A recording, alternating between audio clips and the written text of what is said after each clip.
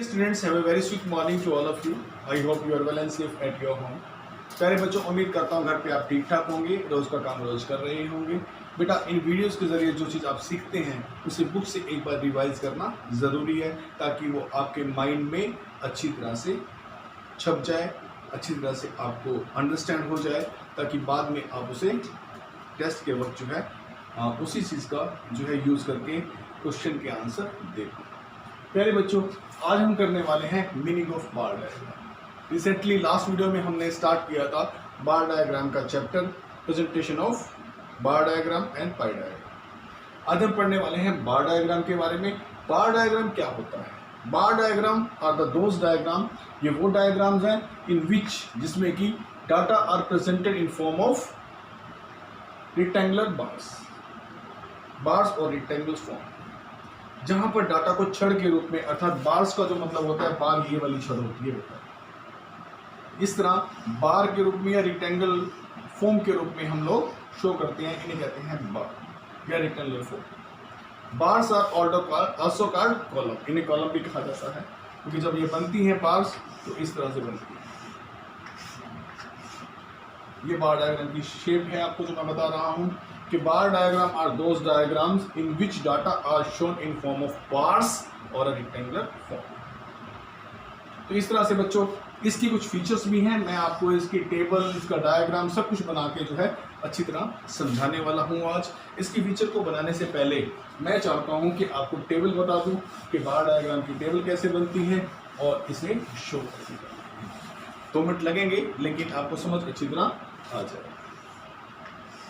सारे बच्चों, मैं एक बनाने जा रहा हूँ टेबल। थोड़ा सा बड़ा लेता हूँ मैं इसे। यहाँ मैंने ईयर ले लिए, यहाँ मैंने बर्थ डेट ले ली। ईयर ले लिए, मान लीजिए 1971 में बर्थ रेट थी 30/1000 के हिसाब से। बर्थ रेट पर 1000 के पीछे दिखाई जाती है। 1981 में बर्थ रेट जो है हमारी 35 के हिसाब से थी। 34 मतलब 1000 जो पेयर हैं, 1000 जो लेडीज और जेंट हैं, अर्थात मेल और फीमेल हैं, उसके पीछे जितने जो हैं चाइल्ड्स बर्थ लेते हैं उन सबको दिखा रहा हूँ मैं आपको। 71 का डाटा कहता है कि 30/1000 थे, 81 का डाटा कहता है 35/1000 थे, 1991 का डाटा कहता है कि 40/1000 थे, और 2001 का डाटा कहता है कि ये 45/1000 के हिसाब से जनसंख्या जो है हमारी बढ़ रही है। अगर मैं इसे शो करूं तो किस तरह, मैं एक को कम ले लेता हूं ताकि आपको समझने में दिक्कत ना हो। भाई असेंडिंग ऑर्डर में आ जाता, वरना ग्राफ हमारा सारा, क्योंकि सारे असेंडिंग ऑर्डर में जा रहे थे। अब एक मिक्स सा बनेगा, O X axis, O Y axis. यहां मैंने ले लिया आपके पास ईयर, यहां मैं ले रहा हूं बर्थ रेट। ईयर में मुझे गैप दिखाना है। यहाँ पे बार डायग्राम बनाने से पहले क्या होता है कि जो बार बनती हैं, 2 बार के बीच में इक्वी डिस्टेंस होता है। अर्थात अगर मुझे 1 साल को ड्रॉ करना है तो 2 निशान लगाने पड़ेंगे, एक बार के लिए और एक इक्वी डिस्टेंस के लिए। जैसे मेरे पास ईयर कितनी है, 1 2 3 4। ये चीज़ आपको सीखनी है, क्योंकि आगे जो डायग्राम बनने वाले हैं आपने खुद बनाने हैं। 1 2 3 4 साल है तो मुझे 8 यहाँ इक्वी डिस्टेंस के निशान लगाने पड़ेंगे। तो एक काम करते हैं, अगर आपको पेपर पे हॉरिजॉन्टल पूरा ना आए तो आप वर्टिकल पेपर भी लेकर, स्टैंडिंग पेपर लेकर भी कर सकते हैं। 1 2 3 4 5 6 7 8। बेटा अगर 4 ईयर आपको शो करनी है, 1 2 3 4, तो आपको इससे डबल निशान लगाने पड़ेंगे, क्योंकि एक निशान जो है इक्वी डिस्टेंस का होगा। 1 2 3 4 5 6 7 8। ये आधे सेंटीमीटर का लगाओ, 1 सेंटीमीटर का लगाओ, ये आपकी मर्जी है। चलो जी, यहाँ लिख देते हैं 1971, यहाँ लिख देते हैं 1981, एक छोड़ के लिख देते हैं 1991, एक छोड़ के लेते हैं 2001। यहाँ कितना है, 30 35 40 और 25। मैक्सिमम कितना है, 40। 10 20 30 40, इस तरह से हमने ले। अब बार खड़ी होंगी बेटा। पहला इक्वी डिस्टेंस आएगा हमारे पास, मैंने कहा ना इक्वी डिस्टेंस होता है बार के बीच में, इसको छोड़ दीजिएगा। उसके बाद 1971 में बर्थ रेट कितना था, 30/1000, 30 तक ड्रॉ करना है। इसे अपर तक ले जाइए 30 तक और ड्रॉ कर दीजिए। ये रह गया, ये इक्वी डिस्टेंस है। अब इसके बाद फिर इक्वी डिस्टेंस छोड़ना है, ये 1971 का आ गया, ठीक है, 30 पर 1000 की सबसे बड़ी। अब एक इक्विडिस्टेंस छोड़ दीजिए, एक निशान को 81 को दिखाइए 35, ये इक्विडिस्टेंस छोड़ दिया, उसके बाद 35 तक ले गया,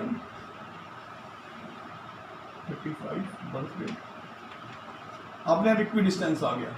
अब जो इसकी लेंथ है 30, 35, लेंथ आती है वेरिएबल के अकॉर्डिंग, वेरिएबल यानी कि फ्रीक्वेंसी के अकॉर्डिंग, वेरिएबल के अकॉर्डिंग आती है लेंथ। ये देखिए वेरिएबल 30, 35, 40 में और बढ़ जाएगी, 25 में कम हो जाएगी। चलिए आगे भी बताऊंगा जो विशेषताएं लिखी हैं इसमें। एक इक्विडिस्टेंस फिर छोड़िए, अब आएगा 1991 में 40,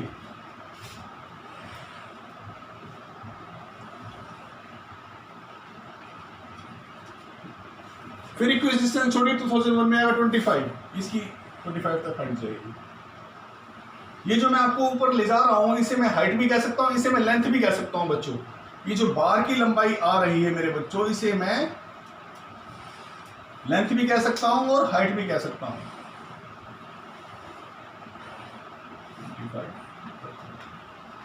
ये बेटा मेरा बार डायग्राम जो है बनकर तैयार हो गया है। अब मैं बताता हूं इस डायग्राम और इस टेबल में जो कुछ भी है उसके हिसाब से मैं इसकी विशेषताओं को एक्सप्लेन करता हूं। Length and the height are of the bar differ according to different values of the variable. Variable की वैल्यू जो है यहाँ 30 थी, यहाँ 35 थी, यहाँ 40 थी, ये 25 थी। जो बार की लेंथ या हाइट है, लेंथ कह लो या हाइट कह लो, इसमें 30 है, इसमें कितनी है 35, इसमें कितनी है 40, इसमें कितनी है 25, किसके अकॉर्डिंग है? ये है वेरिएबल के अकॉर्डिंग, जो वेरिएबल की होती है। ईयर नहीं, वेरिएबल, वेरिएबल जो वेरी है, बदल रहे हैं। पहले 30 के हिसाब से बर्थ रेट था, फिर 35 के हिसाब से बर्थ रेट था, फिर 40 के हिसाब से। ओ वाई एक्सिस पर ही वेरिएबल लेते हैं। यहाँ तो आता है वो वेरिएबल जो इंडिपेंडेंट है, यहाँ आता है डिपेंडेंट। तो लेकिन एक बात याद रखिएगा कि लेंथ या हाइट तो अलग अलग होती है वेरिएबल के अकॉर्डिंग, लेकिन ब्रीथ सेम होगी।